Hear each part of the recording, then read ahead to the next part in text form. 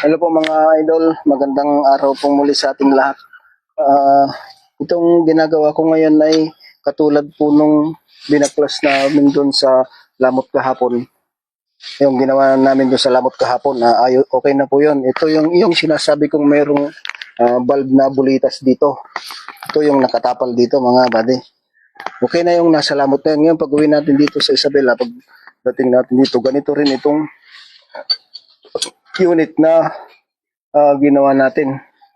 Ganitong pump din. Ang naging problema naman nito mga buddy ay bumubula na yung kanyang hydraulic oil. Nagbabubbles na siya at maugong na itong main pump.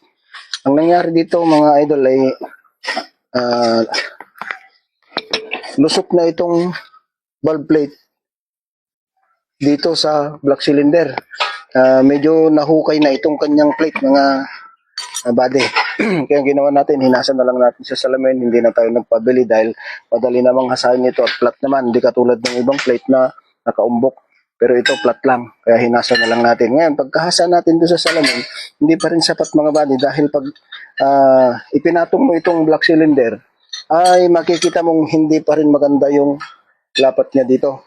Kaya kailangan iminamanual pa namin dito mga buddy para siguraduhin na talagang magkalapat na sila. Ito yung ginagawa namin mga buddy para makikita mo talagang lapat na siya.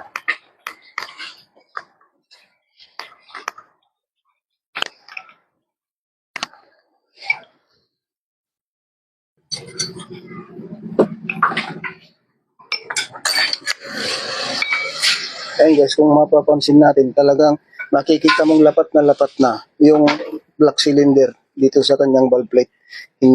Hindi dapat kasi lumabas dito ang langis, hindi pwedeng lumabas dyan dahil pag lumabas dito guys ay hindi na buo yung pressure na lulusot dito papunta dun sa outlet natin.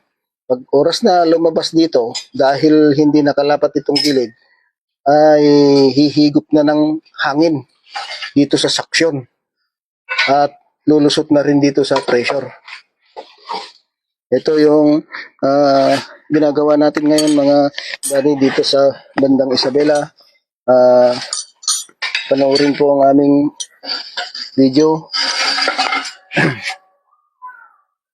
at pakikita ko po sa inyo kung ano ang naging resulta pagka kumilos na itong bako nating gagawin.